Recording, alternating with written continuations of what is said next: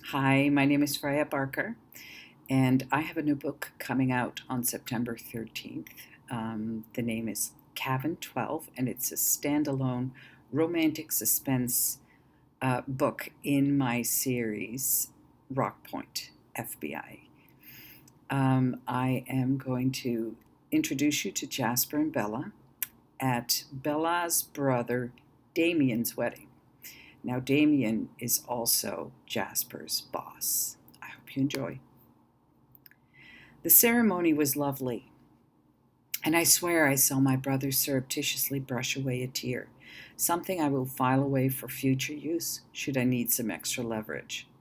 Of course, I was back on Jasper's arm, following the newly married couple back to the house, and just like the walk up the aisle, he was silent.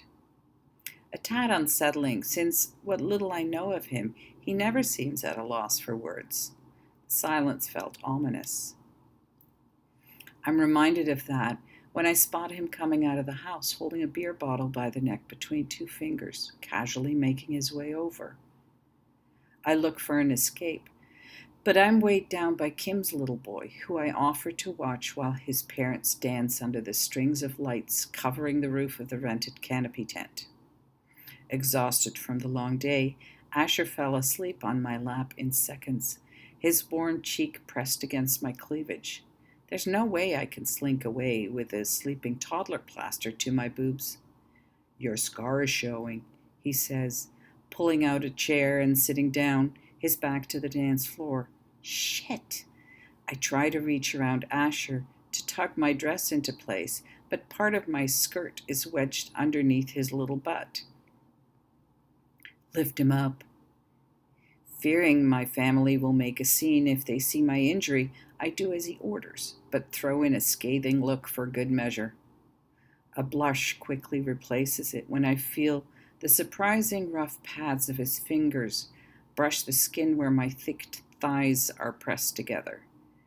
My body responds immediately, and I'm suddenly grateful for the little boy on my lap, effectively hiding the evidence. Damn that man. I mentally scold myself for responding to him the way I do. It's like it's genetically ingrained for me to be attracted to his type of guy. Handsome, charming, charismatic, and easily distracted by the next piece of fluff darting in front of his eyes. It's not healthy. Last thing I expected was to find you sitting here looking like some kind of modern-day Madonna with a child on your lap. I'd figured you'd be partying it up on the dance floor by now. His raspy voice draws me from my musings, and I'm not quite sure whether to be insulted or flattered right now. And I'm surprised you sat down to join me. I keep looking around to see where you might have left your flavor of the day. Clearly, I went with insulted, echoing back what I choose to take as a negative characterization. His eyes go big in his head as he looks around him, appearing confused. Flavor of the day? Your date? The tall blonde I saw you schmoozing with at dinner? The last thing I expected was the deep belly laugh escaping from his wide smile.